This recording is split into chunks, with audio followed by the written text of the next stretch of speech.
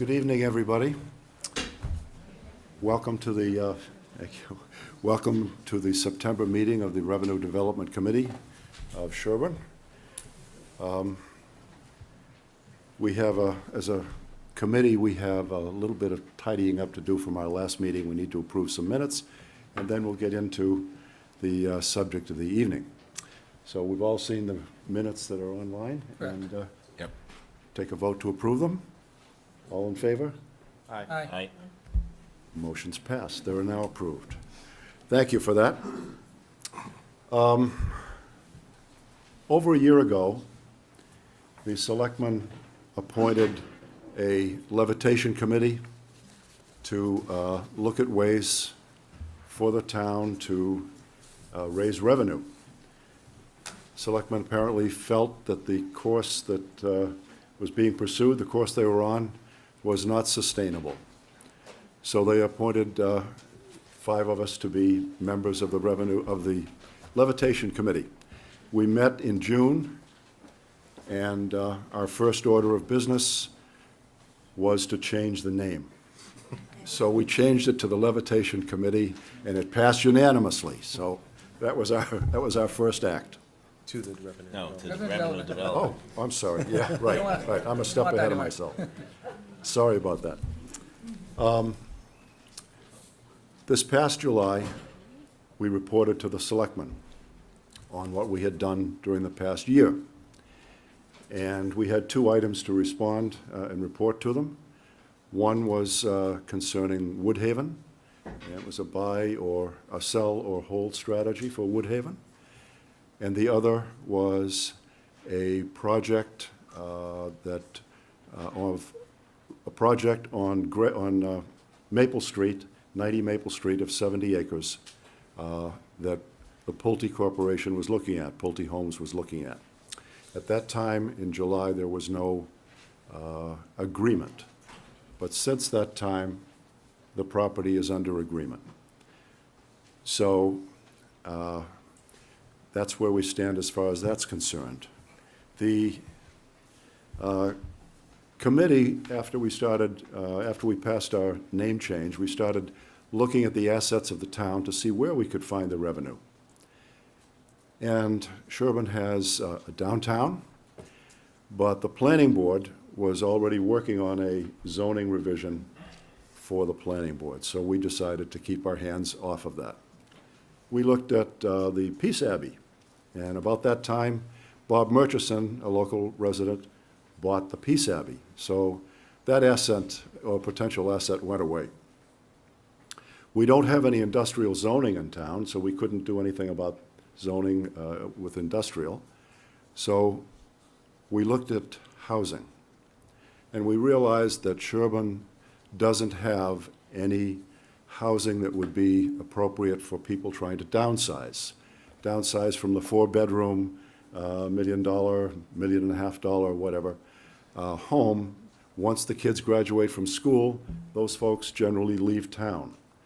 So we thought that looking at that market would be a good resource to look at. So we called in several developers. We talked to a number of people. We looked at around town ourselves, and I happened to call Pulte Corporation. I met Mark Camo on a Friday afternoon, a rainy December Friday afternoon. We drove around looking at property in town. We went by the Peace Abbey. We went by Kent Fitzpatrick's place. We went out on Maple Street, and Kent and Mark had done his homework. He was obviously aware of a lot of parcels and knew and was somewhat familiar with Sherborn. So we showed him the property that the Grays own, and we parted ways. And the next thing I knew, they were negotiating with the Grays. So apparently Pulte Corporation liked what they saw out there. In the interim, we've had an inquiry through the planning department, and he was forwarded, he was a residential developer as well, and he was forwarded on to the Grays to look at that property. So that's what we've done. That's our report. And so tonight, we're going to have a presentation by the folks from Pulte Homes. And hopefully, we can hear their presentation, ask all the questions you want. They will answer them. And we can hear what we like, hear what we don't like, and try and figure out how we can work together so that mistakes of the past at Whitney Farms are not to be repeated. So we can have a win for Pulte and a win for the town of Sherborn. So without any further ado, I'd like to introduce Mark Camo from Pulte Homes. Mark? Yeah, thank you. Thank you, Mr. Edgar. My name is Mark Camo. I'm the Senior Land Acquisition Manager for Pulte Homes of New England, LLC. With me tonight is John Connery of Connery Associates, who we've engaged to do some fiscal impact studies. On my left-hand side is Mark Mastriani, who's the Land Entitlement Manager for Pulte Homes of New England. And Reed Blute is the Director of Land Acquisition and Entitlements. We will be glad to answer any questions that you have about Pulte. We're going to try and do this in this fashion. That would like to have John speak because this is the used to be the Levitation Committee, but it's the Revenue Development Committee now. That we thought that the reason that we're here is really all about revenue in the first place, and it certainly is about housing and what we're going to propose. But for the beginning, we'd like to have John Connery run through some of the numbers for you. We have a board up here, and explain to you what we're about and as far as impact on revenue. John? Thank you, Mark. And thank you for having us here this evening, and I trust everybody can hear me. If not, at any point, if I turn my head from the microphone, raise your hand, and I'll try to focus my, my words directly into it. I have been doing fiscal impact studies in the Commonwealth for about 40 years. I'm trained as a city planner with urban design background, but I've been involved in a lot with both public and private sector. In the public sector, I work with towns and committees who, not too much different from this committee, are looking at ways to create a broader tax base or a tax base that is more multifaceted and looking at long term. And in about half the time, or maybe 60% of the time, I'm working for a private developer in a permitting process. So I work both sides of the table, but it's essentially the same process. We are looking at what you will hear me reference tonight a number of occasions as a fiscal profile or the fiscal characteristic of a certain type of land use.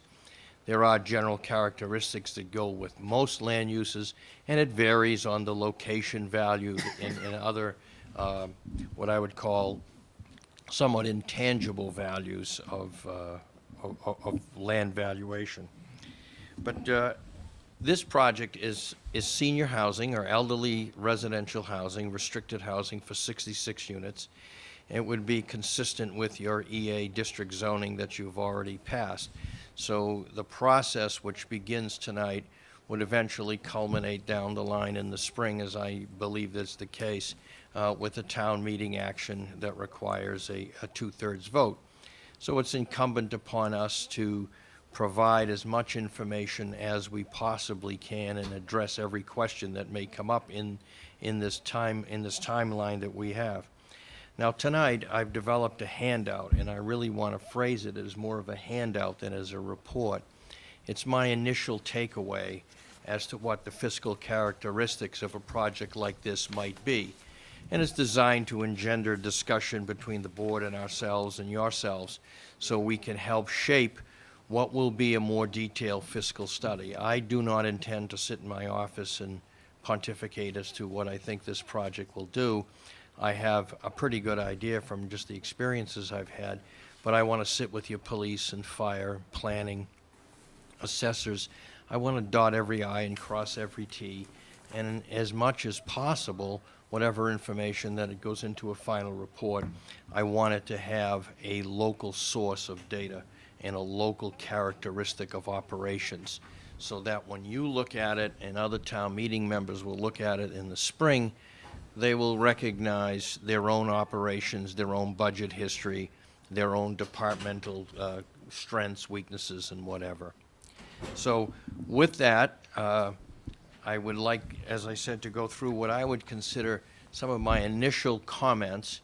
And as Mr. Chairman, as I mentioned, it's my intention to hopefully, within a relatively short amount of time, to follow up with department heads and begin to put some more flesh and local characteristics on the outline, if you will. But let me just say, if everybody's not familiar with the term fiscal impact, it's really relatively simple. It's like a ledger. And on one side of the ledger, there are municipal costs. And the municipal costs are usually your budget items for most development projects. And they're very, again, straightforward. Every development has an impact on public safety, be that police or fire, and ambulance service. I tend to separate that as a separate category.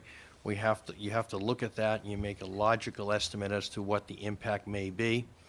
You look at things like public health. If there's an issue of public health, it may not be in this case at all, but I think you get the situation. You go through all the different departments and you relate the nature of the project, and there are methodologies that will be outlined in the final report as to what we think things cost, hopefully again substantiated by meetings with local officials and department heads. On the revenue side of the equation, it's just simply that. This project is relatively simple. This is a for-sale project. All of you know, when you get your tax bills every year, which I know is something you all look forward to getting, you are based on the market value of the house, of the property, because this is a for-sale project. So we will have an estimate of a for-sale value of these two-bedroom homes. These are two-bedroom. They're limited to two bedrooms. These are not three-bedroom. They're not four-bedroom. The way that the project will be designed, they won't be able to be expanded to three-bedroom or four-bedroom. This is elderly housing, 55 and over, two-bedroom, period. That would be the restriction. The value that we've placed on these is brand new is about $650,000. Now, that may change a little bit between now and when we put the report together, but that's what the market studies are indicating right now, what the sale values will be.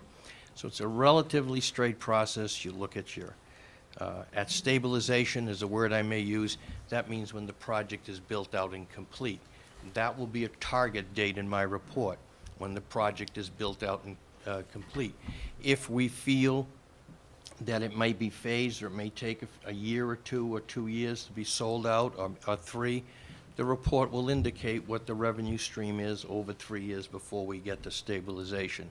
So nobody will be looking for, the full dollar value on the revenue side the first year the spade goes into the ground, but what will happen year 1, 2, and 3 when and as we complete it. And essentially what you do is you look at your estimated and reviewed revenue stream against your costs, your municipal costs. And you create what is known as a cost to revenue ratio. The simplest way to do it is you do it in a decimal system. Use 1 or $1 as an example point. If I have a cost to revenue ratio of 0.1, that means it costs 10 cents of every revenue dollar that is received to service the project each year. That leaves 90 cents of that revenue dollar as net revenue to the town, which you decide how to disperse at town meeting in your budget process. It's not, predetermined in this project. It's general revenue, so it just goes into your general fund. If the cost to revenue ratio is 0.2 or 0.3, then obviously it's 20 cents or 30 cents on the dollar. Let me explain the obvious here, just so I don't miss it. With elderly housing, two-bedroom housing, there is no cost push in this project on the school side. None. There really isn't any. People say to me, oh, okay, they're going to sneak in kids and stuff like. I've been doing this for years, and my honest and sincere answer is, if you know of senior elderly project that has children, let me know. There may be one or two somewhere in the Commonwealth who snuck a kid into school, but generally it doesn't occur. So the most important thing to remember as we outline the nature, the fiscal nature of this project tonight, is that there's no cost push on the school side here. There's none. That's particularly germane to Sherborn. I've gone through some of your school numbers, and you know, you have a very high quality school system that I think adds a lot to the property values in this community. Is probably the reason why many of you moved here, and it's a good reason to move here. At the same time, it's very expensive. You are operating probably between 65 to 70% of your general operating budget every year is schools. So this particular project, when we put it under the microscope and we begin to add some detail to it, the first thing we detect is there's no school costs. So we'll be looking at things like police and fire, potential ambulance costs. Like I said, we'll look at the health department. I can't see that as a major issue. But there are things that are obviously not going to be impacted. Your existing debt is pre-existing. It stays the same, your debt payment, whether this thing is ever built or not. The amount of impact on the library is absolutely negligible. Things of that nature we can look at. But the important thing to take away is approximately only 30% of your operating budget is impacted by a land use that is restricted, fairly high-end senior housing or elderly housing. So when I go through the report, I wanted to make a cautious projection tonight on what I thought this project could actually look like. And I went back and I looked at a number of projects that I've done that are similar for different clients. Recently in Wayland, a couple in Concord, and Lexington, a few other places in this area. I've probably done about 15 or 20, but North Shore, South Shore, different locations. And the average cost to revenue ratio of a senior housing project is between about 0.5 to 0.1. It's very low. What that means, in my jargon, if, for instance, it's not that far from here, if you go to Westwood Station on Route 128 at University Avenue, and they're building a 750,000 square foot shopping center, 650 units of housing, 25% affordable in that component, 160 room hotel, 325,000 square feet of high-end office space. You look at that development, and it's about a 0.3. 0.35, somewhere in there. You could get an argument from a couple of analysts whether it's, you know, a couple of points either way. So it's very, very good. It's very, very good. In the numbers game, this is even better. Not that you're going to make as much money as Westwood. I hate to disappoint all of you tonight. It's not going to happen. You know, they're going to be making like about $4 million a year net. But this project will return a very, very healthy cost to revenue ratio from day one and through stabilization and onward. The important thing with a cost to revenue ratio of these types of projects region-wide, not just here, this is, you know, no magic for it being here, again, is there's no school cost to it. But the important thing is when you get a cost to revenue ratio at that level, it's sustainable. Sometimes I work with both public or private clients. People forget what it might mean long-term. Or what's that profile of stabilization, Mr. Connery? What is it? What are we looking at? You know, fine, it's a good number. But that number might go to 0.11 or 0.12, might go to 0.9, depending on regional and national economic background that you can't control. But the reality is, at that strong a level, it's a sustainable, positive benefit. So it's not something that, you know, the town officials can take to the bank and pencil in X amount of dollars every year, but pretty darn close to it. And that dollar number, of course, will go up every year as revenue goes up and costs. But it's that ratio that will roughly stay the same and give you a long-term positive. Let me give you some other examples. Your recently approved tax rate, I think, is $20.34 on the residential tax rate. If we just do this simple math, and in this case, we're not talking stabilized income method, cap rates, investment properties. This is simple sale of homes, home ownership, very simple. We have about $62.9 million of additional assessed valuation. At the current tax rate, that's about $870,000 a year. 42. 42. I keep saying 62 because I misprinted it wrong here, and they actually had to pass out the correct one, and I said it again, so they're gonna dock me. Yeah, I can come up with the extra. But it obviously is gonna behoove everybody to check all my math. But the important thing is to realize that you have property taxes here. There will be a small increment in excise taxes. There'll be cars here that will be excised, they'll be subject to excise tax, about $10,000. So we have, in my jargon, something called a revenue stream of about $880,000. If you apply a 0.5 cost ratio or a 0.10 somewhere in there, it may turn out to be 0.12 after I finish talking with folks in town, you're going to be somewhere in the region of an $800,000 net income. That's a considerable income for a community of this size. I want to caution everybody in the room, there's nothing in that number is large, but it may or may not have an impact on things that you do in town. It's still your political decision where you spend it and how you spend it.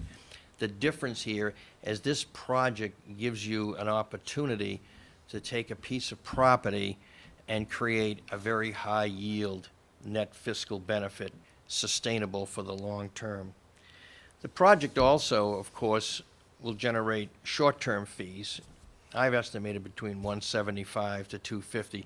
There are building permit fees, there are electrical hookup fees, there are other kind of inspection beyond your building permit fee that might move the cost up to closer to $250. It might be $225, somewhere in there. We just don't know at this point. Those are short-term fees. Those costs are not just net revenue. I mean, they will go to your general fund, but your building department will draw on those to monitor the project. So there'll be some costs against those. But there's simply no way it's going to cost them $250,000 to monitor the project. So there'll be probably a short-term infusion once even at the building permit phase before the first spade gets turned in the project. But that's one time. The 800,000 roughly number is repetitive year after year, and over time that number will increase, but so won't the costs against it. The thing that'll stay the same roughly is the cost to revenue ratio. My general conclusion is this particular proposal is market rate housing that's restricted to elderly use. It provides a significant and a strong annual fiscal benefit, and it's sustainable. The use of the money and the value and how you decide to use it in your own community at town meeting, that's up to you. Those are your decisions. But this, in terms of an opportunity, seems to be one that would work for the community. Whether it can be replicated in other parts of the town, again, it's a decision that we're not concerned with. Or can it be done in tandem with what the planning board may be doing for downtown to broaden the tax base and increase the revenue? Certainly. But we're focusing on one piece of property, and that one piece of property, in this particular case, because of the nature of the project, will be clearly a very strong fiscal benefit. Again, the final numbers, I want to demur until I've had an opportunity to continue and talk with your local department heads and people who understand your budgets better than I do at this point, and then we'll come back with a final report. Thank you. Are there any questions? Are there any questions for John? Yeah. You say elderly housing, that's 55? I'm 54, I have 2 kids in school. I feel elderly, but I still have kids in the school system. Right. So So how does that work?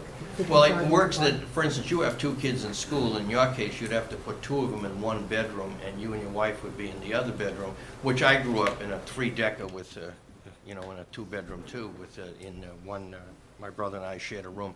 It's possible, but when you spend $650,000 for a new home, most people do not buy a 2-bedroom home that's restricted, that can never be exchanged. And the reality is, you may be 55 and have your kids in the school system, but you're not in an elderly situation. You wouldn't downsize, I don't think, to this compared to where you are. So the market is what it is. And as I said, sure, I remember Strom Thurmond had a kid at 81 or something, and he made the front page of the Washington Post. I still doubt the guy, but anyway. But the point is, I won't go there. But the point is, the actual data on senior numbers. I mean, it just doesn't happen. More important, let me broaden on that. First, you have to be 55, but you also can't have school-age children move into the site. That's a restriction that you have. You could be 55 and have, like Strom did, a 20-year-old wife, but once she has a child, by the condo documents, you have a limited amount of time that you would actually have to move. That's good, thank you. I'm 65, actually I'm 66. When I was 55, I had a child in the school system. And I know a lot of people in Sherborn are the same way. That's besides the point. I won't be insulted by the things you said about people already. But that being said, is it permissible, is it constitutional to exclude families with children? Yes, the federal law allows, it's the only way that you can discriminate in the United States. You can't discriminate by race, color, or religion, but you can discriminate for age for the purpose of creating elderly housing. I just had the opportunity to listen to your speech. And you must have worked for the government at one time, because I love how you use numbers. I should have $1 for how many kids are living in senior housing in Massachusetts. I can retire today. So to say that there's no kids living in senior housing is really not a correct statement, is it? Do you want to stake your reputation on that? Yes, I will. I'll tell you what, I will find kids in senior housing. I would- If you'll stake your reputation on it, then I'd be amazed. Just relax. Yes, yes. As I said at the outset, there may be some children in senior housing that are there legally or illegally, whatever, however the regulations in town. It's minuscule, it's de minimis, it doesn't have an impact on the school system. Now, if you can find senior condominium housing, let's do apples to apples, because I will stake my reputation on it, at $650,000 or even whatever the price may be, with children that are even roughly equivalent to what might be in a multifamily, I'll put it in the report and I'll publicly say that I was wrong. I've never had anybody be able to show me that, sir, so if you can do it, I would be more than willing to listen. I would be glad to, sir. Okay. Because you're wrong on that statement. Could you tell me You go around- could you tell me where it is? Let me finish. Because you made some statements there which are completely wrong. You talked about revenues, completely wrong. Let me tell you what you left out of the revenues. Okay. And by the way, there's a lot of people here 55 and over who have kids in schools. And there's nothing stopping in 5 years or 10 years from now, kids coming into the Did schools. you hear how I was corrected, however? I was corrected by Mr. Camo saying that when you sign the lease, you can't have school-aged children in this project. So Leases- I think that correction should address your. It could be amended. The leases can be changed. It could be amended. You gotta be careful of Massachusetts law. Because you can't discriminate. You said you can discriminate, you gotta be careful. Fair housing can change all of that. So that statement saying that it can never happen is not correct, under any circumstance. Well, that's And how I your- look at it, and this is just fact. Okay, I appreciate your I will be opinion. glad, let me finish. I am. Because you said about there's some revenue. My numbers come out as a negative of about $500,000 to $1 million. Really? Your numbers come out 870. Let me tell you where my numbers came from. I disagree with you completely about the school system. Completely. I expect them to be anywhere from 15 to 25 to 30 kids in this In development. senior housing, In senior housing. okay? Market rents. Who's paying $600,000? Is there a golf course over there? Did I miss something? Who's paying $600,000 living in a 2-bedroom house in Sherborn? $650. Let's be realistic. We have one of the top school systems in the state. It costs $15,000 per person to send the kids to school. It's actually 19, sir. 19, well, I just read the Boston thing. Great, that 19. Your numbers go down even further. You don't want to say those numbers. Well, we always want to be correct. We always want to be correct. That's not included if there's any special needs case that come in. And a lot of times, you have seniors who will bring in special needs case. A lot of times, I can tell you one, exactly one. Sir, excuse me, would you ask your question and give them a chance to answer it, and then we're going to move on to somebody else? There's a room full of people, and they all get an opportunity, and then we can come back to you for a second. Great. So my question And when you ask question, when you're going to ask a question, if you would, please state your name. I was remiss in that in the beginning. I'd like to just know who we are, that as you ask the question. Thank I you. will tell you what, I'm Harley Kaplan, and I would like to know two things. One, is it my understanding that you took it upon this, your committee took it upon itself to go out and solicit development in this town? And I would like, who gave you the authority to do that? Who gave you that authority in this town? To go out and solicit development without talking to any of the neighbors in the town? That's the first thing. The second thing, your numbers are wrong, because you left out trash, you left out all the municipal services, senior people use libraries, they also use senior services, ambulance services, they metro services, that you seem to left out of your equation, not including the school system. And what about fire services? Can I address the question? Please do. I think I made it clear that the cost would be police, fire, ambulance. I think I said it twice. I'm sorry you didn't hear that. I mentioned things like library. I think the cost of library service would be de minimis. Libraries are basically the cost of the operation of the building and the staff. You add 10, 20, 30 people a day, it doesn't add costs, sir. All those costs will be looked at, every single one of them. What I did mention, there are certain things that will not be looked at, like pre-existing debt, because that's already there and it doesn't have any bearing on what happens.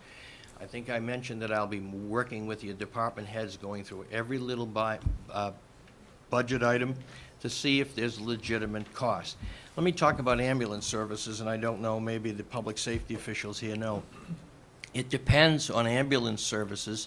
You have the number of services now. We can definitely look at that. We can make a pro rata analysis. Well, the thing about ambulance services is that there's something called advanced life care. Do you have advanced life care in this town? I'm the police chief, not the fire chief. And the answer is yes. Okay. Advanced life care pays anywhere between 80 to 100% of any ambulance visit. So when you do a fiscal impact analysis, depending on what the public official safety, like Brookline, they'll tell me 0. Westwood, they say they lose $161 on every trip. So times whatever number of new trips, it might be $3,000 to $4,000 worth of extra ambulance cost. We will look at all that. So on the cost side, I believe I've talked everything. On the revenue side, only thing I can say is this is probably the simplest analysis of revenue you can make, and I don't know why your numbers are so much different. It's essentially the valuation of the property. I looked at a number of sales. First of all, they've done their own in-house market analysis, but I've looked at a number of sales and valuations of new construction sales per square foot between $280 and $300, given the size of their units. It comes out roughly around $650. And sir, if the number turns out to be $599.95, it doesn't really make a whole hill of beans whether, in my analysis, whether the net impact valuation is $800,000 or $750. It's still a tremendously positive outcome as a land use. Before to address Mr. Kaplan's question, he did have a question about soliciting development. The question about soliciting development, I will answer that, and then we're going to stay, the questions will stay with the folks making the presentation. I'll answer this one, and then after they're through, if you have questions for the committee or for me, I'm real happy to take it. I did not, we work for the selectmen. The selectmen charged us with going out, coming up with ideas for revenue development. We, as a committee, decided that this was the target market that we thought was appropriate for the town and would work. They did not tell us not to talk to people. They did not tell us to stay isolated in this room. They did not tell us not to talk to people and learn They did not tell us not to look at the town and see what was available. We just tried to do the very best job we could in an educated and intelligent way. We did not encourage any developer to do anything. Pulte Corporation, Pulte Homes did that on their own. They saw something they liked and they moved on it and they acted on it. It had nothing, no initiative from this committee or from me. Does that answer your question, sir? Thank you. Mr. Chairman, if I may. Certainly. We may have already talked about this point, but I just wanted to be clear for everybody in the room. We're proposing a privately owned and maintained residential for-sale condominium project. So one of the costs that I heard that I don't know if we addressed was trash. So in a privately owned and maintained condominium, trash service would be zero cost to the town. Trash collection in Sherborn. There's no, right. No, but the town does pay for the trash disposal, so. Right. But I think what he's So- saying is that they would provide the trash The collection. community would provide for their own trash collection in addition to snow removal, roadway maintenance, lights, electricity, landscaping maintenance, any of those costs that are typically associated with a single-family home development. This type of project, a condominium project, would not occur any of those costs. But the trash is going to the town dump, right? I mean, you're not Well- going to haul it away to some other site, right? Yeah, well, typically, a condominium like this would hire a private trash hauler, and wherever that private trash hauler, like Waste Management, they would take it to wherever they typically bring the trash. That'd be more trucks on the road, right? That'd be more weight on the road, trucks on the road, garbage trucks down the street. Yeah, the trash collection is typically once a week, and so that would add a trash truck. Correct. Thank you. Thank you. Any other questions? Christine, 2055 Maple Street. I have to assume that you've done all this marketing research and that you sincerely believe that you're going to make a profit on this and that you won't have trouble selling the units, but I just have to wonder, it wasn't mentioned, and correct me if I'm wrong, people, we've just had one development approved in Sherborn for over 55. And it seems to me that most people move to this town with its outrageous taxes because of the school system. And I'm just wondering, number one, how many people are going to want to move from another town to Sherborn with its tax rate, even if they're in a $650,000 home? And my question is, what happens to a project like this if it should go bankrupt? What would happen with respect to the restriction, the resale, the takeover? How can it be guaranteed that it would always be restricted to over 55? Well, we hope we don't go bankrupt, Well- but we are a publicly traded company. We've been in existence for over 60 years. We're arguably the largest home builder in the United States and have been that for a number of years. We're not new to this market. We're all New England natives.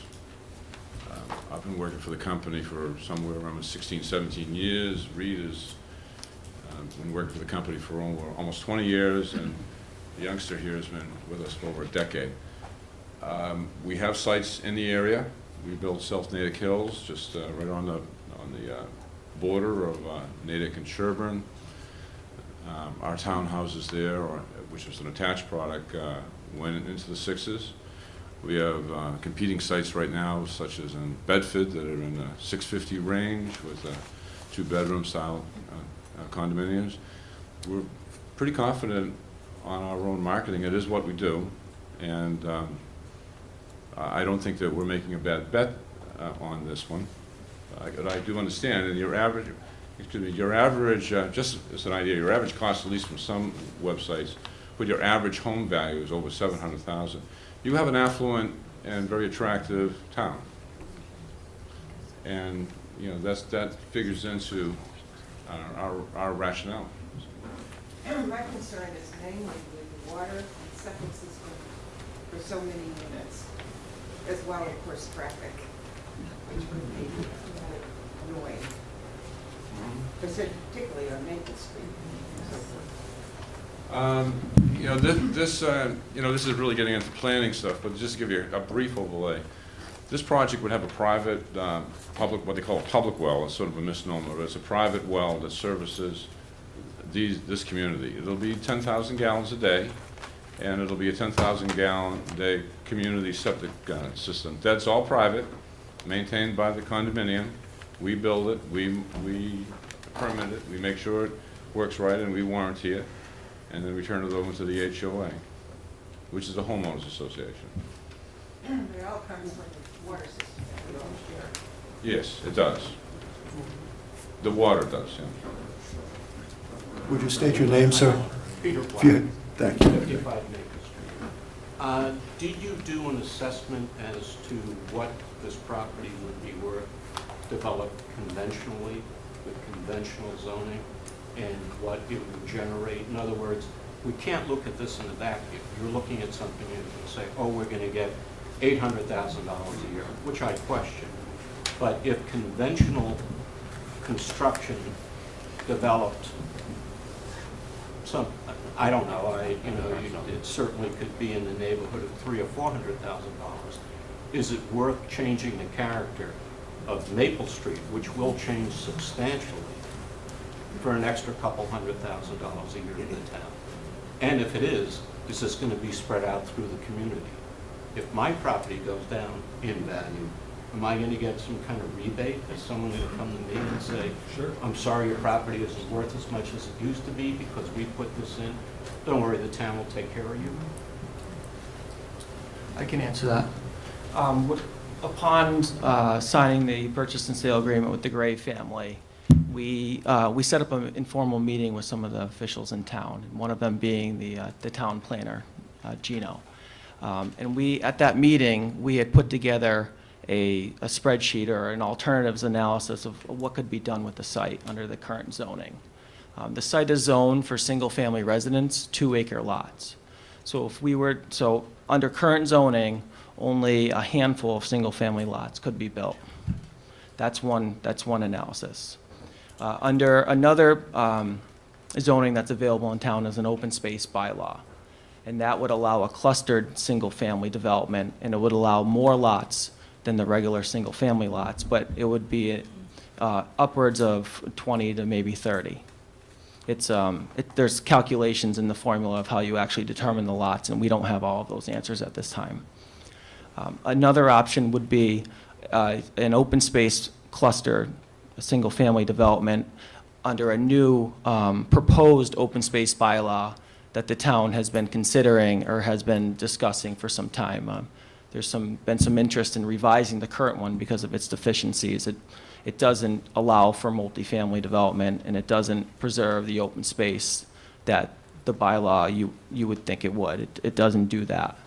So there's been some discussions of a new open space bylaw that would allow multifamily condominium projects, preserve more open space. So we presented that alternative to the town, and there was 45 homes.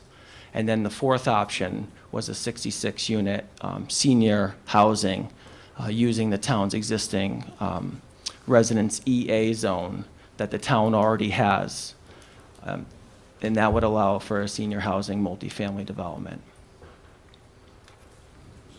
So I think one of the things that you talked about was the value of your house. We've been doing this a long time. I've never, frankly, seen that happen in any of the communities. I have never seen it happen. No. Well, And Pulte Homes is located in Bloomfield, Michigan, not Massachusetts. the project is, as John just pointed out, it's not visual from Maple Street as driving by. It'll be built in the interior. But I know there's a lot of laughter, and I've heard this throughout my whole career.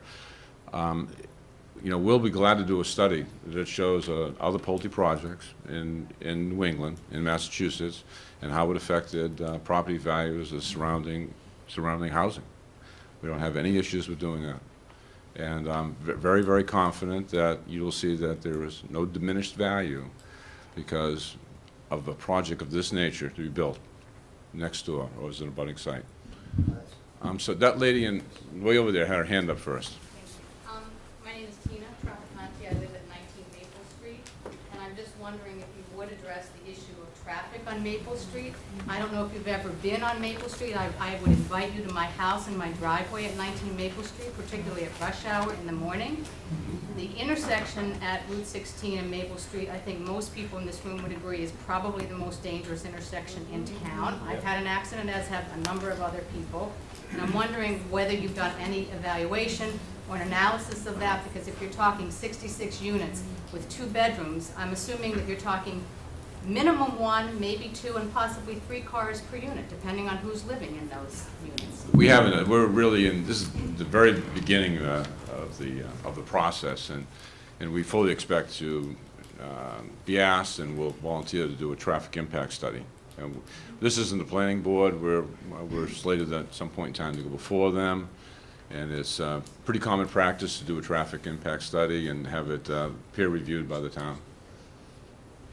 Can I just Excuse add me, one thing? this lady here has been asking. I just want to just qualify the question. Just so that, again, and I don't mean to interrupt too much, but the peer review means that we do a traffic study. You don't have to believe us. We give you money, you go out and hire your traffic engineer, and they're compared. And from the environmental studies, the drainage studies, that's the process in the Commonwealth, and that's what we'd be engaged to do. I'm sorry, did I miss you, ma'am? Nancy Evans, 1 Wood Street. My question is around occupancy. We currently have a set of units on Kendall Crossing, I believe is the name. And as I understand it, and I have not looked yesterday, but the occupancy rate has been quite low. And I'm wondering about your certainty about occupancy. Basically, the revenue will come from occupancy rate. What makes you so sure that you will reach that number in 2 years? We do an awful lot of studies, and we do it all day long. And we probably at any one time have 12 to 15 sites, residential housing sites, being constructed and developed and marketed around New England. We get a really good handle on how the market works when you do that much of it, and there are certain uniquenesses about particular communities, but in general we get a pretty handle. But I don't know if you've reviewed that set of units, and they I think they're about 60% of the cost of the price. I think they're around 400,000, and as I understand it, I think that maybe it's a 50% occupancy. And this is about 6 years, 7 years. Well, It is the one next door to Framingham, though, right? I know the site. Yeah, we don't. Our envision is much different from that. They're very nice units. The good thing about that, whether they lived in or not, you can ask your assessor, but you still get the tax revenue from that. It's on us. It's our risk on this site. There's no public money here at risk. It's Pulte Homes that'll be doing it. Frank Jenkins, could you describe how these 66 units will look? Is it one building with 66 units in it? No, or I two, or appreciate three, or it. 5, or No, it'll. How big are the units? Excuse me? How big? And will there be one floor or multiple floors? Or Okay. Yeah. For the most part, they're going to be detached condominium units right now. That's our plan. I mean, this is all conceptual. We're at the very beginning. We're talking. One of the reasons that we have meetings like this is to get a lot of ideas and what the community like. It is your town, but our initial concept is 66 units that are detached from one another. They will be clustered, meaning close to one another. The square footage will be something between 1,800 square feet of living area to 2,200 feet of living area. It'll be a master bedroom down. There will most likely be some living space upstairs in a second bedroom. The second bedroom will be upstairs. Most of these folks live on the first floor. The second floor is, I happen to live in one of these, and I never go upstairs. So I mean, like I go up there to turn the heat off or something, and that's about it. What was your other part of the? Detached meaning what? They're not attached to one another. They don't have a common wall. They're not like a townhouse. Independent, 66. Yeah, independent in our industrial jargon means something totally different. But close together. Detached, yeah. Yeah, the development that this lady was explaining is what we call a garden-style unit, meaning it's one building, a lot of units in one building. If you go to our South Natick Hill site, you'll see an attached product up there. First of all, there's large buildings, 4-story over parking. That's not what we're planning on doing here. Those buildings have either 36 or 50 units in them. But there's 2 locations in there that have townhouses, but they're still attached. And we're talking about detaching, the different architecture. Two stall, yes, 2-car garages. Full basement, right. And full basement? Mm-hmm. Yeah, yeah. As part of the 1,800 to 2,000 square? No, the full basement is not living area, right. That's in addition to the 1,800 to 2,200 square feet.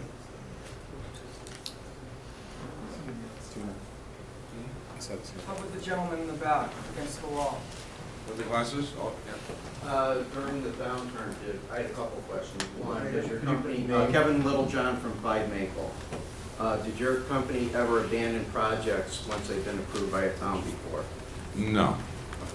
And Once we own a site, we own the site. We do not have any bank financing. You know, we own it with our money. And have you broken ground and not finished the project? Not in our New England division. I can't speak. We have 27 different divisions. I've never heard of that happening. I mean, what we have done during downturns of markets is slowed the construction down to match the pace of the sales, but no.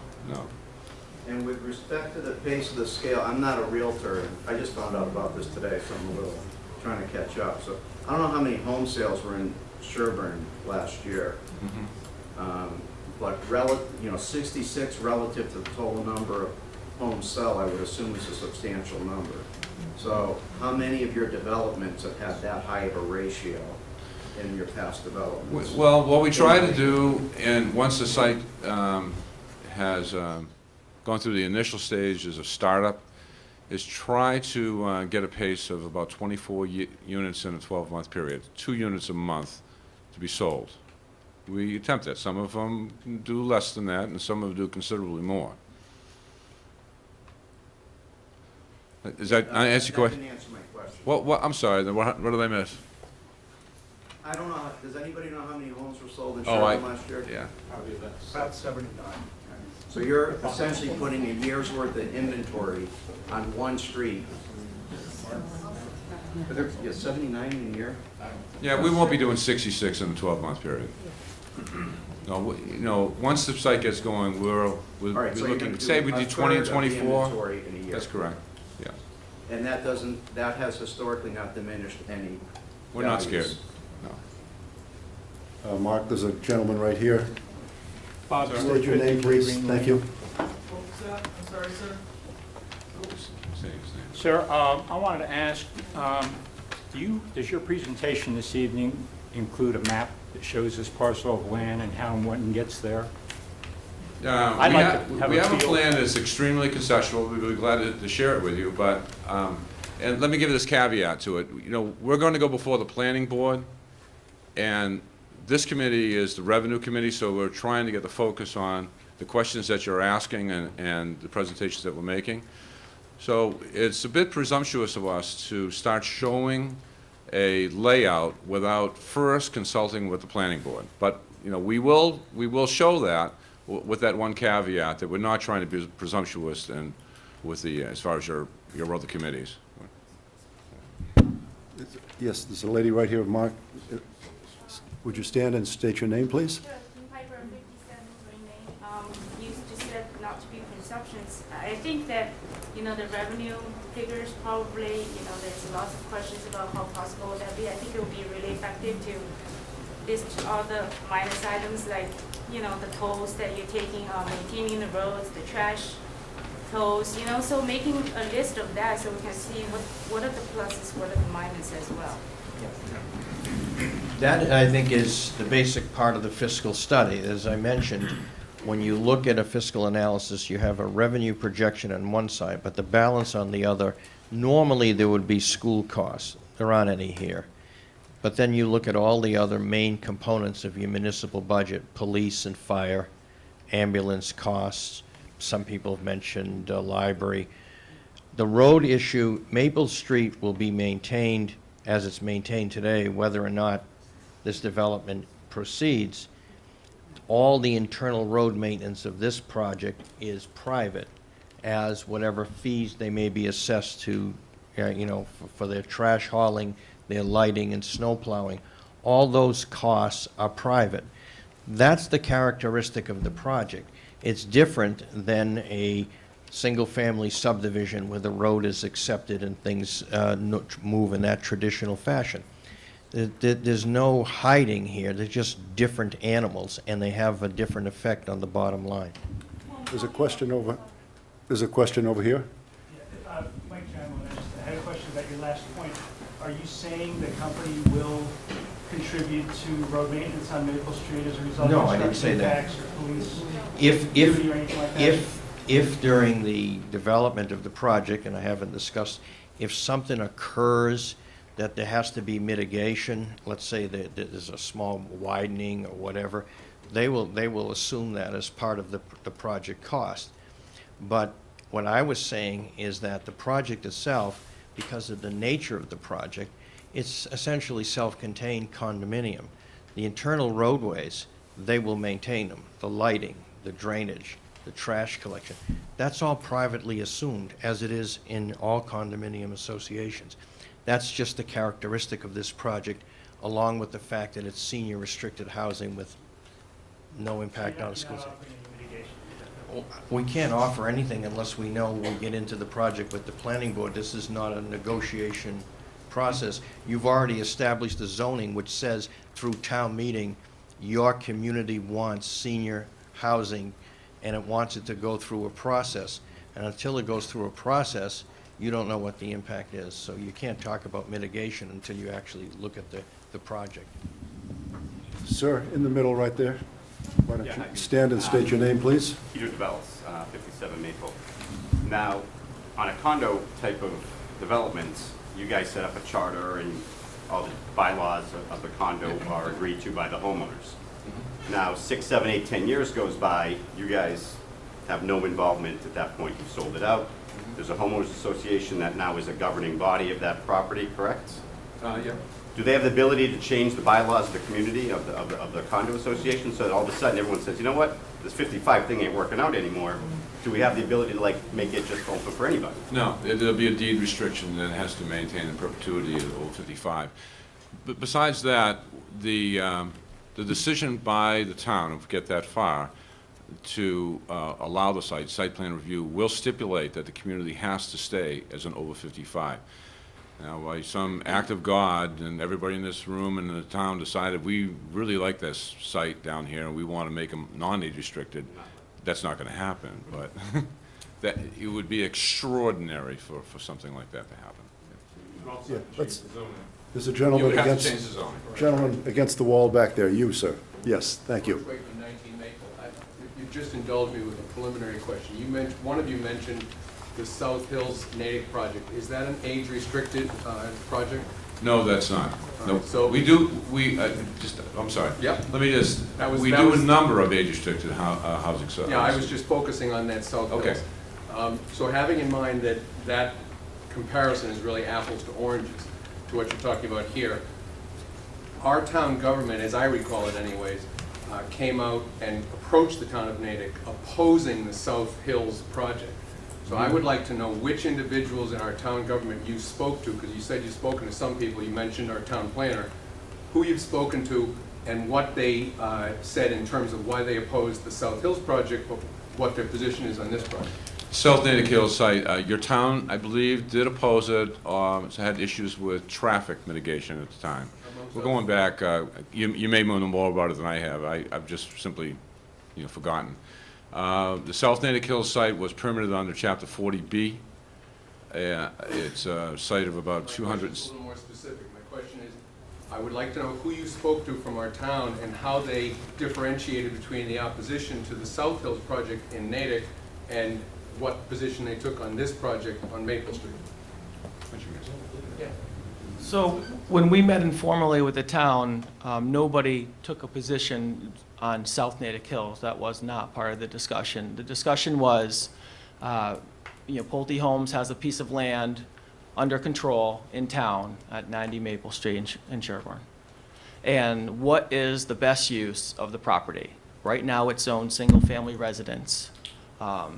It was approached to us, the town of Sherborn has a tax, property tax that's been going up for many, many years, and there's been a lot of discussion on how to increase revenue in town. That's why we put the project under contract. That's why we're here today talking with you all. You know, what's the best use of the property? So when we had the informal meeting with the town, we presented a number of different alternatives. One was the single-family open space development, one was a single-family development, and another was the senior housing condominium, which could utilize the town's existing residence EA zoning district. The people at the table, in an informal manner, all suggested to us that it was most beneficial. It appeared that maybe the best way to go to gather the town's support for a residential housing project such as this would be to go in the manner of a senior housing development, an active adult housing project. I'd like you to identify who you spoke with. It's the third time I've asked for that, if you would So identify. at that meeting, Yes, sir. John Edgar was there. Did John have the authority to do that? He doesn't have the authority to negotiate. It was an informal Putting aside who had planning meeting putting with town aside who had officials. authority or not, I just like, so, Mr. No, Carlucci. I can answer. Mr. Carlucci. I can answer the question. Yes. Mr. Carlucci, the town planner, was there. There was a representative from the Board of Health, I believe the chairman. There was a representative from the planning board, I believe the chairman as well. Sir. Who? Yeah. If you could, name. Who was the person from the planning board? Who was the person from the Board of Health, if you would?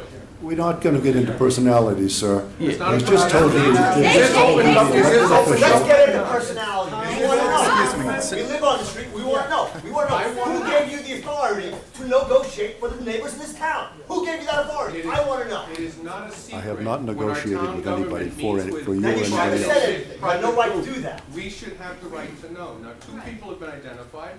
I'm just asking, who did you meet with? I don't know the name of the chairman of the planning board. You know, we haven't gone before them. Okay. Bridget from your COMCOM was there. I'm sorry, Bridget's last name. Graziano. Thank She you. didn't approve it. And the town administrator, David Williams, was there. There was no approvals given at the meeting. It was a preliminary informal meeting where we introduced ourselves and we introduced the project.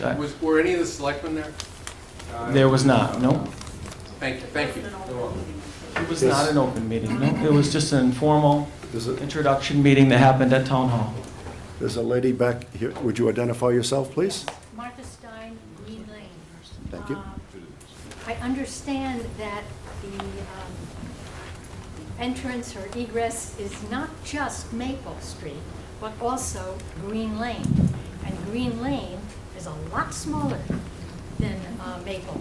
A lot of people walk, jog, I see them every single day because of the fact that the traffic moves along rather quickly on Maple. And I know that I walk every single day. And when I hit Maple, I'm concerned because some of the people coming down there are using excessive speed. So my question is, what about Green Lane? And secondly, since I am of the demographic that you might want to appeal to, if I were going to downsize and get a two-bedroom condo, I would want more than just a condo. I would want amenities, whether that was a pool, a clubhouse, other things, rather than simply a two-bedroom condo. Now, I know that there was, by Sunshine Dairy, years ago, somebody developed that. I have no idea whether it's got full occupancy now, but it didn't for the longest time because of the fact that they didn't offer anything except a condo.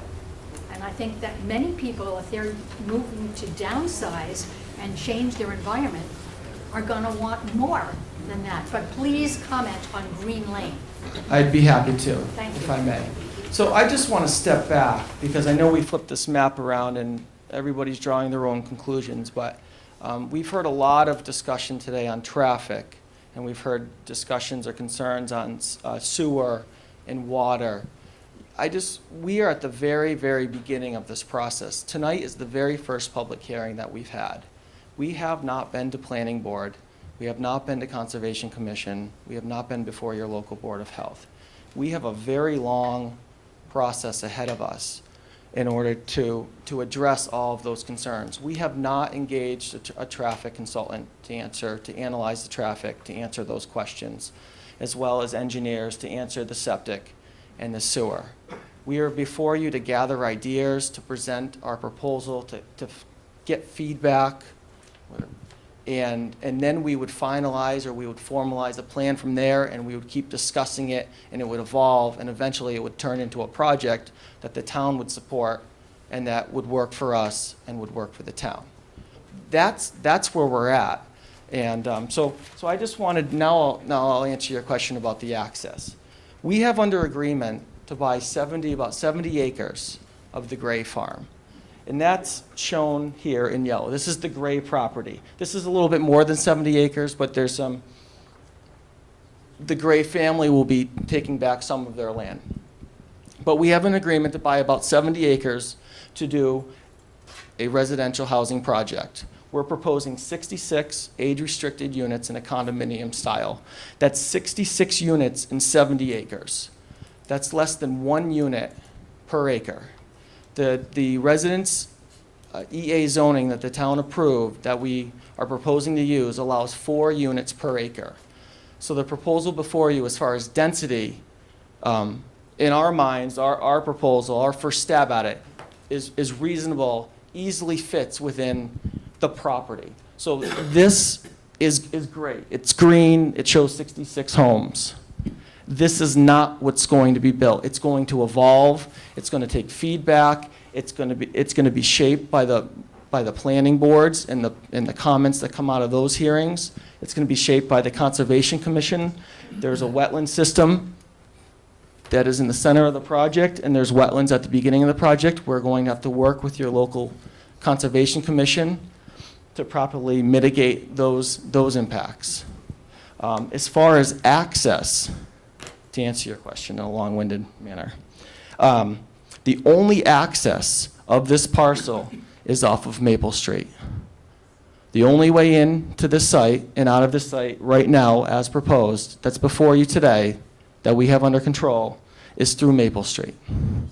It does not attach or abut to Green Street, which I believe is over here somewhere, and it does not attach or connect to Wildwood Drive, which I'm imagining some of you live on Wildwood. The only way in is from Maple Street. Yes. I have Tina Traficante again, 19 Maple Street. I have 2 questions. One is, and I'm sorry if I should know this, but how far along are you in this process? You say you have an agreement. As I understand it, the property is sold, you bought it, you own it, right? Actually, we have the property under control, which means we have a purchase and sale to buy the project at a later date, subject to approvals, designs, certain things have to happen in order for us to purchase it. We are not the owners of the property. Okay, and so at what point do folks who live in the town actually have a say here as opposed to the committee who came to you and said, let's do this and generate revenue? Well, it starts tonight. Tonight is the very first. Project, let's go home. That'd be great. No one wants it yet, let's call it off. That will save you so much time. No, we don't know. Yeah, we're here to have a. How can you speak for everyone here in this room? No, you're right. I live at 68 Maple Street. I abut their property. During the summer, my well runs dry. During April and May of this year, that property was underwater. Okay, I go through that property all the time. It's a way in which we go across to the trail system. So I know the property directly affects me. If something directly affected you, would you be emotional about it? No. Yes, sir. My second question. Yes, in the red tie. That's the second question. I'm sorry, then I'll be quiet. I'm just wondering if in your preliminary talks, you talked with anybody about what I hear. I've lived here only for 15 years. My husband grew up here and is 3rd generation, all right? but I always hear about the rural character of our town, all right? And I'm wondering if you would speak to how this project, that cluster, you're saying it's not gonna look like that, but my bet is it's gonna look a lot like that, how that cluster of 66 condos fits in with the rural character of this town. So, I'd like to answer that. So, right now, we're proposing 66 homes, and most of the homes are located in the central part of the site. It is going to be impossible to see a majority of the development from Maple Street. Maple Street's a scenic road. It's been designated by the town, so there's very limited amount of work that can be happened from the frontage. I believe there's actually a 100-foot buffer of what can be of what's allowed along Maple Street. But as far as the process, you had asked about that as well. So right now is our very first, public session where we're gathering feedback and we're learning, the opinions and suggestions of the town. Following this meeting, we're also scheduled to attend an informal planning board meeting in the month of October. Following that meeting, we'll be having other meetings with the Board of Health and the Conservation Commission. We'll be having more meetings with the Revenue Development Committee. I'm sure that my office and my company is more than willing to meet with residents and neighbors. We've had many developments very similar to this where we've worked with abutters and impacted neighbors and worked out a way to make the development work for everybody. And all of this would be leading up to the Springtown meeting in May of 2014, where ultimately an age-restricted senior housing development cannot be built unless the town rezones this project to utilize the residence EA zone. If the town chooses to not rezone this project to allow us to use that overlay, this project that we're proposing today cannot be built. So it would have to be rezoned. It will have to be rezoned. Sure. That's right. Hi. Yes. Bruce Evans, 1 Coolidge Street. I can't really respond to the revenue. I mean, $800,000 a year seems significant, but I think we have something like a $24 million total budget of some sort, which makes it somewhat smaller and somewhat less significant.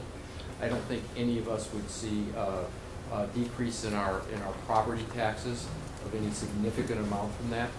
But my point here is that 20 years ago, my wife and I moved here because of this town was closer to Boston, and yet it had rural character. I've ridden my horse in that area.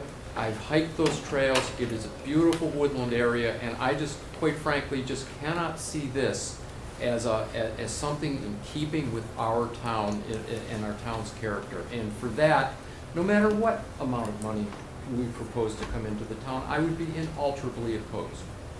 I agree with that statement. I agree with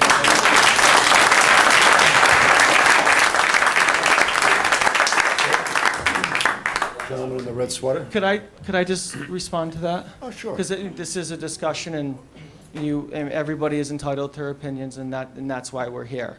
Just two points I want to make to that. One is the site. Every time I'm out there, there are people who are walking, enjoying the trails. There's a vast network of trails that are there. It's obvious that there are horses that utilizes those trails. We are very sensitive to the use of the site. And any proposal that we propose, we are certainly willing to discuss open space, new trails, existing trails that would be able to be utilized by the residents and the people in town who use it today. Yeah, I understand. May I just like to rebut for a second? Sure. Okay. I understand your business is building, and what you did in Natick was an engineering marvel. I never thought you could actually do it, but quite frankly, I consider it a delight. I mean, it's just high density, high people, and this just seems to be somewhere along that ilk. I just don't see the aesthetics or what it really brings to the town. So the second point I wanted to make is that in reviewing the town's documents, the things that, I don't live in Sherborn, so I wasn't here, in the past discussions, but the town does have a master plan. It was approved by the town, it was created by the town. One of the ways, or one of the ideas or the things in the master plan that the town was looking for was senior housing as ways to increase revenue for the town. The project we're proposing utilizes a town's existing zoning. It's not a new zoning we're trying to create. It's not something that we are creating. It's an existing town zoning that was created purposely for this use. And it actually allows 4 units per acre, a lot more dense project than the one we're proposing. So that's where we're coming from. Now, I've heard your and a lot of people's understandings and opinions, but from our perspective, the project is a cost benefit to the town. And it was part of the master plan of the town to create senior housing. It's a type of development the town chose they wanted. And that's something that we're able to give the town should the town choose. Gentleman in the red sweater, please. Yes. I'm Stephen Martiros. I'm Harley's neighbor at 66 Maple Street. I know his heart's in the right place. He's upset about it. We're neutral at this point. I want to learn about it. I know the town's trying to generate revenue. So a couple thoughts, and I'm not sure if this is a question for you, and I know you're not trying to take questions, but I don't know who it goes to. One is, when that land price is posted as a sale, I'm assuming it's a high price per acre. Does that set a precedent for the values that you would assess other large parcels of land? So if you're a large landowner in town, is your tax rate or tax amount going to go up because you have a large piece of land that's worth a lot to a developer? That's not really our... Okay, but the second question is, does this set, in this sense, the same thing, a precedent for a large corporation to come in and do the next one, and the next one, and the next one, and the next one? Yeah. And then you've got 10 66-unit places in Sherborn. The character of town has dramatically changed, not just... We also live in Sherborn, sir. No, I know. And we all do. We do not have any plans for even a development number 2. We're talking about number 1 and 1 only. But it's a precedent that I'm worried about. You can't stop the precedent once it's set. Well, the other thing that, I don't want to take over the other thing that is obvious here in town is that there really are few opportunities. We have a lot of wetlands. We have a lot of property.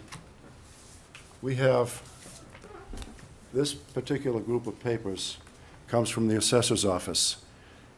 This is 48% of your town and my town is right here. It's in non-tax revenue or reduced tax revenue. 48% of this town. The other portions of it, for example, the property that we're talking about, the Graves parcel, yields $14,000 a year in taxes. It's in 61B, a category of 61B, which allows the public to walk through it. And for that, the Grays get a 75% reduction in their tax bill. And that has taken place. The town has a lot of property. The federal government has property here. The state has property here. Sherborn Rural Land has property here. The town forest has other land and agriculture and the 61B. So there's a lot of it, 48% of our town. Dover, our sister town over there that we have connections with through the school system, is 38%. And I got that figure from their assessing department. So that's just another something to realize. We can't, there aren't great many opportunities here. I know that. I'm just asking, is this setting a precedent that we're allowing a large company to come in who's got a lot of willpower, capital, and legal budget to wait out a town to get the next one done and the next one done? That's the question. Mr. Chairman? Yes. The way the zoning is set up in the bylaw, if I understand it correctly, and I'm not a zoning expert, but it's an overlay. So our site, this in particular site, needs to be approved at the town meeting to do this project. This does not set a precedent for any other site in town. Any other site in town would then also have to go through the same process because their site is not zoned for residence EA zoning. They would come before the town again with their plan, the same way that PSABI came before the town at last town meeting with a preliminary plan with specifics on what they were going to build, and the town voted to approve that project. Now at this town meeting, we would be, after this changes into what it turns into, based on meetings with the planning board and the Board of Health and Concom and other groups, committees, neighborhood committees in town, it will evolve into something. And that plan will go before town meeting, and the town will have an opportunity to approve that plan. It does not do anything for any other parcel in town. Sir. Bob Delaney on Pleasant Street. Just sort of a comment, all the questions are sort of indicating to me anyway, that very few, if any of you, have driven on Whitney Street. There is a large project there being built on quarter-acre lots, and the asking price for the preliminary ones is considerably above what Pulte is asking. Not that I'm neutral on the project. I'd like to see the increased income for the town, but this is Whitney Street, Whitney Farms is a 40B, and there's going to be a lot of children if they sell it, but they're talking for the first few anyway, $900,000. Good luck. Well, that's my opinion, but that's what they're asking, and I think, those of you who think that there's going to be more of these, I mean, you can't stop a seller from wanting to maximize their income from the property. They've been paying taxes on it for years, they've owned it for years. They can sell it for what they want. Yeah, I feel as though somebody needs to speak for the older people in town. We've lived in Sherborn for 47 years. We raised our kids here, and we want to stay in Sherborn. And it's very hard to stay in Sherborn if you want to downsize. For us, this is a godsend. So just think about it. We live on Old Orchard Road. We're not far from Maple Street. I travel on Maple Street all the time. So just think about that. We want to stay in Sherborn. We don't want to leave. It's a great town. We love it. So we need this.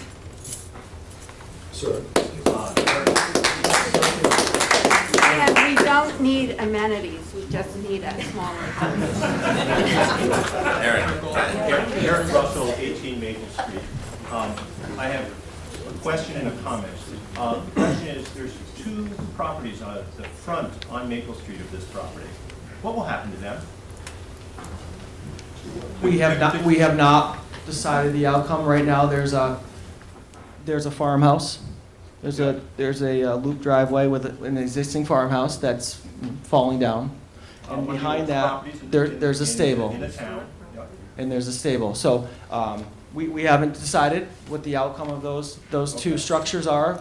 They could be raised and they could remain. We have not got that far in the planning. I hope you understand that this town does like to extend things. The last person who came in is about 10 years in their final building. So just so you know that.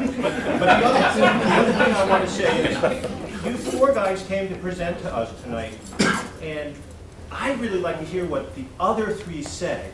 I know we all have a lot of questions, but I bet they might have answered some, and I'm sure they're going to give us more. And I'd like to hear the three of them keep talking with their presentation. Susan. Yeah, hi, Susan Tyler, Western Avenue. Two questions and then just a comment. You mentioned over 55, and I've heard elderly and senior housing. What actual age is elderly? Well, so I can clarify that. So it's kind of so the reason. The reason I'm using the term elderly was to try to be consistent with the town zoning. The zoning is called Residence Elderly District. So we were trying to use elderly in our pamphlet, and we're trying to use elderly in our speech to be consistent because that's what the town decided to call the zoning of this type of housing. Typically, we call it senior housing, and better than that, we call it active adult housing, because that's really what 55-year-olds are these days. They're active and they're adults. And the age is 55 years of age and older. So, My second question, go ahead. my second question was, you had mentioned the deed restrictions. Yeah. Do you have any history of lots or developments that have gone and got that restriction taken away? I mean, you say it's very difficult, Well, but does it mean that it can't be done? what has happened, the answer is that there have been a couple of sites, not ours, that were initiated before the downturn in the economy, that didn't go anywhere, that sat there, and there's only two that I can think of in the Commonwealth where that particular developer went back to the town and asked if the town would lift the over 55 restriction. and those two communities, they allowed it. They thought it was in the best interest of the town. That's not the case here. Let me go back to your first one. If over 55, the age 55 is set by the federal government. And they just decided that people like me are seniors. And, you know, that's why I see a lot of people in the room that get their AARP letters also, and that's, you know, it's a highly insulting, you know, jokingly discrimination. Yeah, right. Right. And my comment, I have two questions for my comment. I just want to say I've been here since 1968, and I can probably pick out people that live on streets that weren't here Yeah. when I moved into town. Yep. Yeah, there's an old saying in the development business that a conservationalist had his house built last year, you know, and that's kind of what happens. You know, if you look at the maps, the historical maps of this particular site, and we have done that. You know, Wildwood did not exist, and you know, sites up here did not exist, and at that time, you know, when I'm sure that they were developed, that there was controversy about those particular communities also. There's a lot of hands going up. Yes. Go ahead. 55 Maple Street. In your experience, have you ever gotten any pushback from the towns where you've gone into, where you're suggesting putting in elderly housing or senior housing in order to put the financial burden of the town on their backs? I can't believe our zoning bylaw that allows elderly housing states the purpose is for revenue raising for the town. That's an anathema to me. We should be building elderly housing, senior housing, but not at $650,000 a pop when there are 66 units stuck together and the town's going to make a profit on it. I think we should be ashamed of ourselves if that's what we're doing.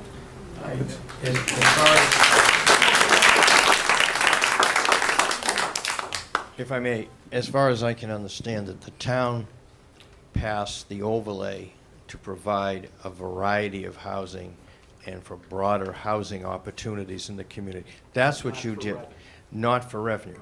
What I prepared for you tonight and what I've explained is how many other communities have experienced, because other communities have done the same thing, to try to keep people in the town, to create a broader mix of market rate housing, smaller housing. I mean, we all don't need the same size housing. There's difference in age groups and whatever.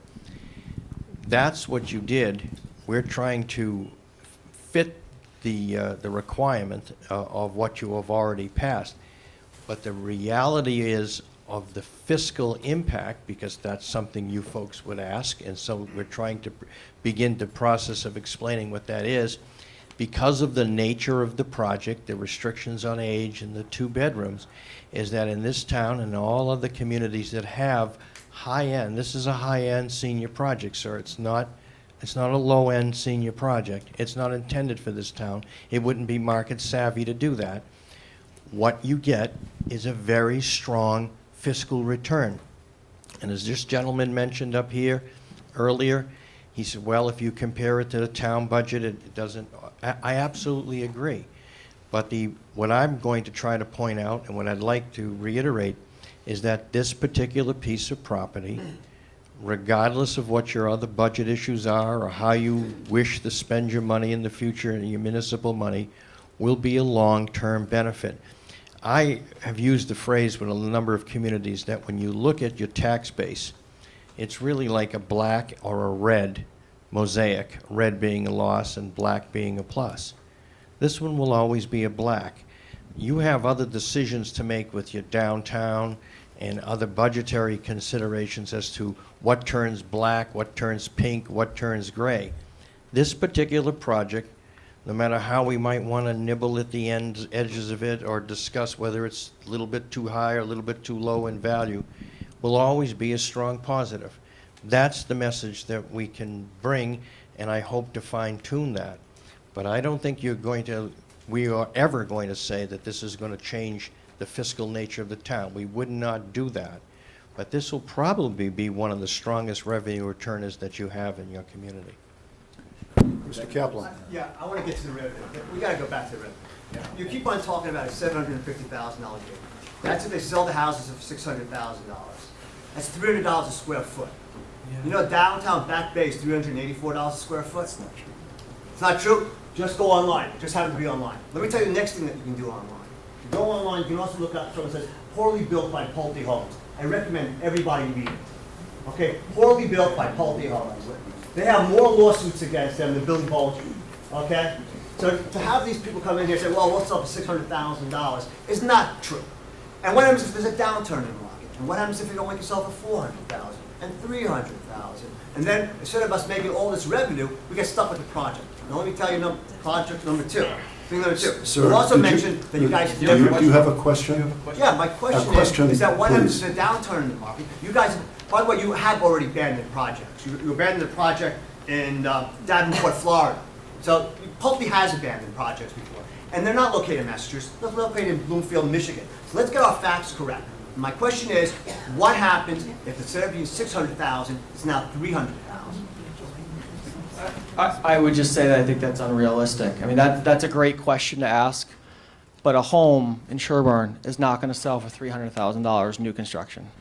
I mean, so getting back to $650,000, the number that was thrown out tonight, it's a projection. It does not, we're not saying that every single one of these homes is all going to sell for $650. They're all going to go on the market and everybody's going to pay $650. We never said that, and if that was your understanding, What is your number on your revenue number? It says 600. So I'll just finish. So some of these homes may sell in the 5s. Some of these homes may sell in the 7s. It depends on where is a home located on the site. Depends on what the buyer, what the market chooses to furnish their home with. It's going to vary greatly of what the home sells for. The average price in Sherborn, looking at a variety of websites, is over $700,000. Those are single-family homes, but those are also not older homes, but they're not new construction.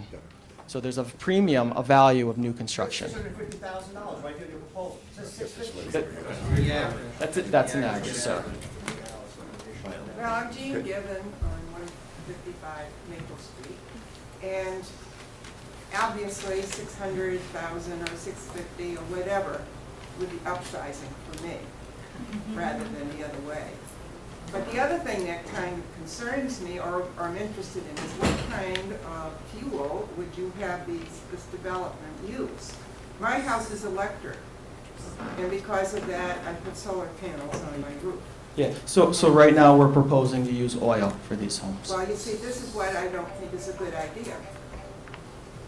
Because first of all, it's pollution.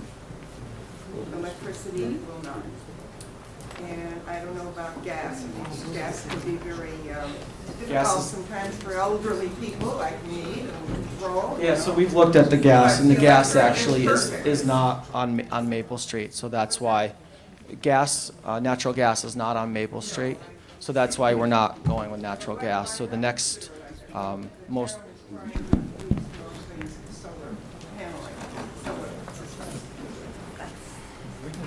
Yeah, I mean, we're just starting discussions, and our homes are not designed yet. I mean, we know that our homes are going to be with master bedrooms on the first floor because that's what the market of a senior housing development will want. Yeah, we typically don't do electric heat in our new homes. Why not? Too expensive. Very expensive. But not to run it, especially if you combine it with solar power. I'm saving money, which I never used to.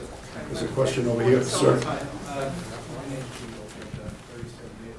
No, I think it's really unfortunate that this first public hearing, or this first hearing that we had an opportunity to speak, was on the subject of money and not on the subject that really concerns most of us here, having to do with the impact on our lives.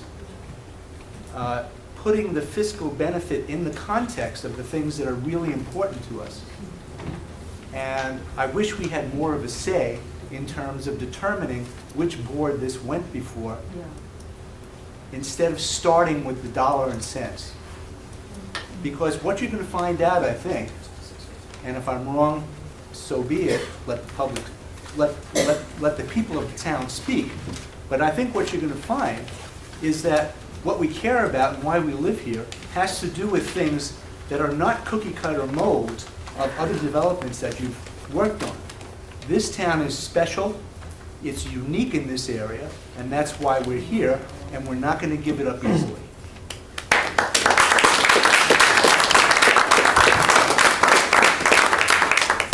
Are there any other questions? Yes. Hi, Chris Gallup, 56 Green Lane. I'm a relatively new addition. My husband and I have only lived here a little over a year, and I will say we expressly moved here out of all the surrounding options that we had because of the zoning, because of the neighborhood, because of Green Lane, and it concerns me greatly. I mean, my first reaction, and even hearing about the meeting, this is the first I had heard anything of this because we're so new, we're not even really sure how things work in town. My first thought was, we have to sell our house.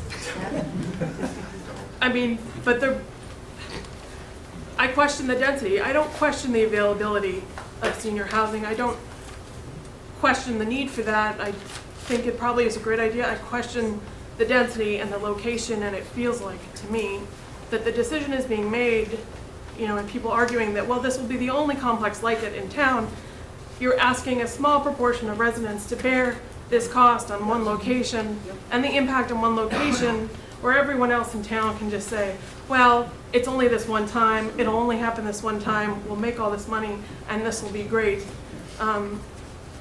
Is there a reason that they have to be up to 4 2,000 square feet homes in a single acre?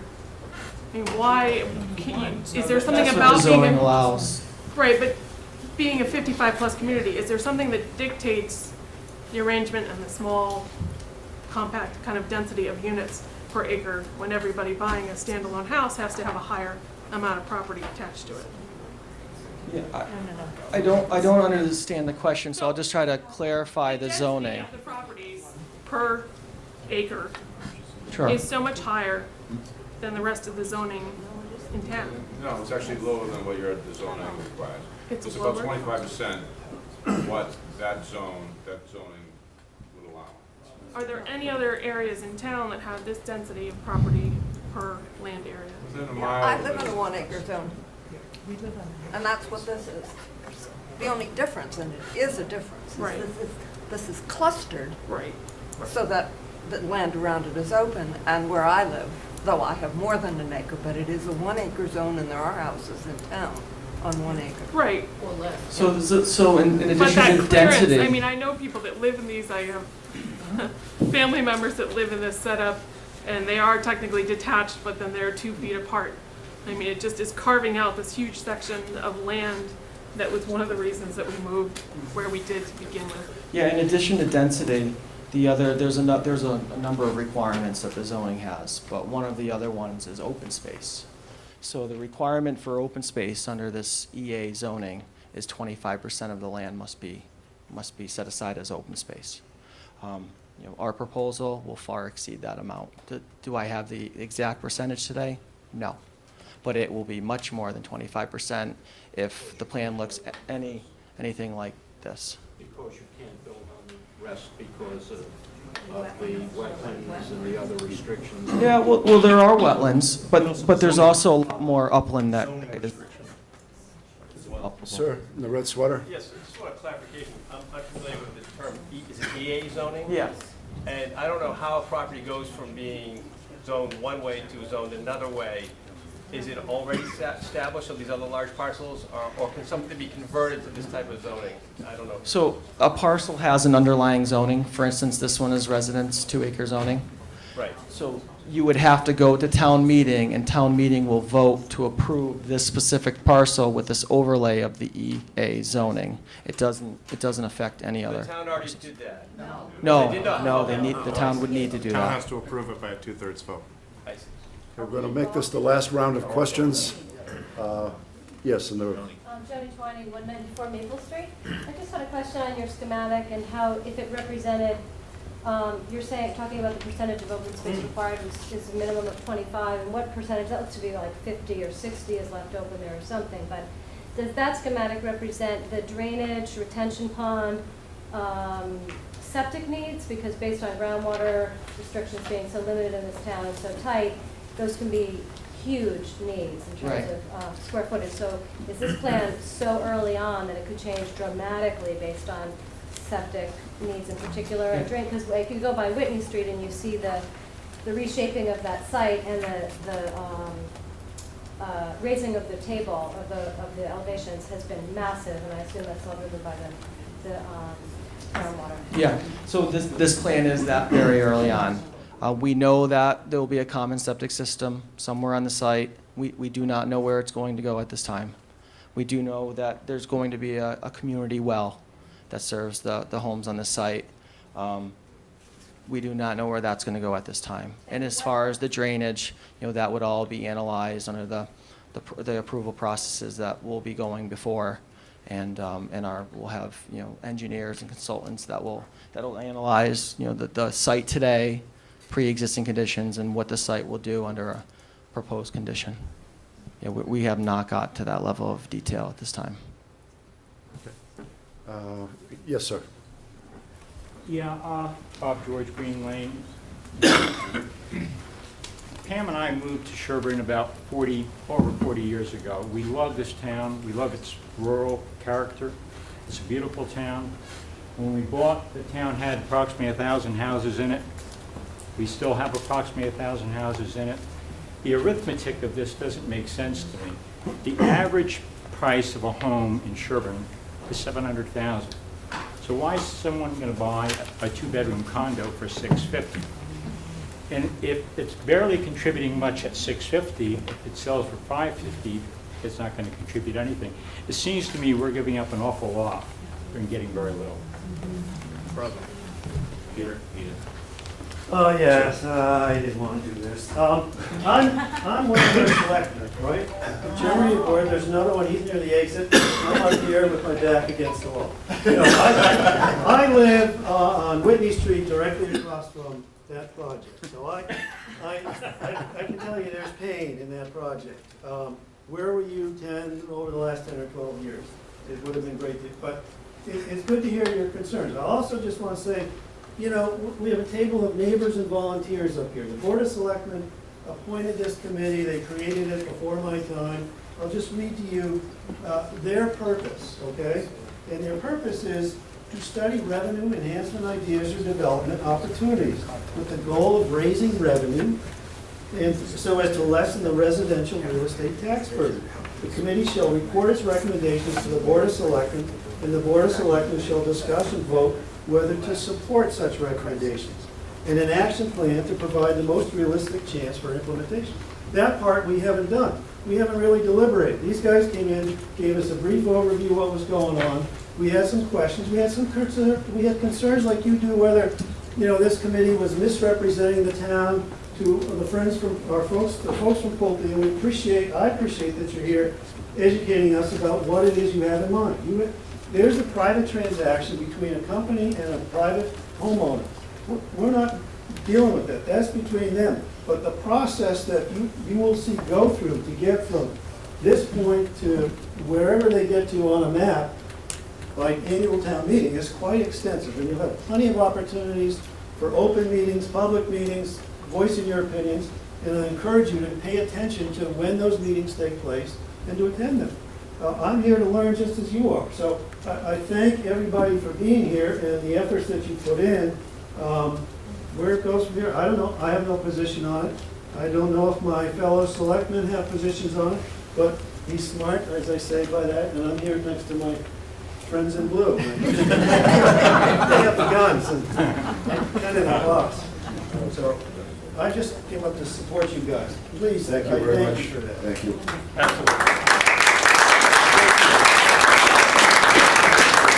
Yes, we have something really new. This is the last question.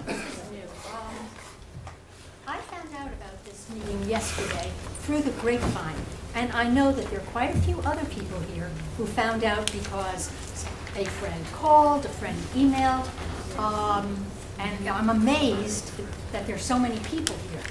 Why didn't you guys put some kind of notice in? When a tree is gonna be cut, I get it. Okay? You know, some little 7-foot tree on Green Lane or Maple or who knows where. Why weren't we informed? Why did I Okay, have to find this I'll- out through the grapevine? I'll address the question directly. Thank you. You're looking at 5 people who made 100 phone calls. 5 people made 100 phone calls, all of it on Maple Street, Bear Hill Road, Wildwood, and McGregor. We called all of those people ourselves. There was another effort by someone who had a phone call and helped us out by broadcasting a email blast that spread the word also. It was on the town website for a meeting tonight. It was not done in the secret. We were not trying to not have a full room. We're not trying to do it in the darkness. Look at the room.